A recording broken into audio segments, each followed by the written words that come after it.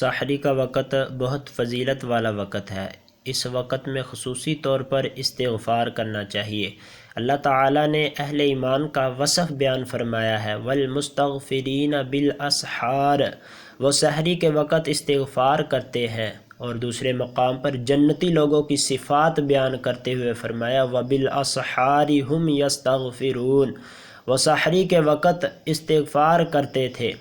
نبی کریم صلی اللہ علیہ وسلم نے فرمایا، ینزل ربنا تبارک و تعالی کل لیلۃ الی السماء الدنیا حین یبقى ثلث اللیل الآخر یقول من یدعونی فاستجیب له، من یسألنی فاعطیہ، من یستغفرنی فاغفر له۔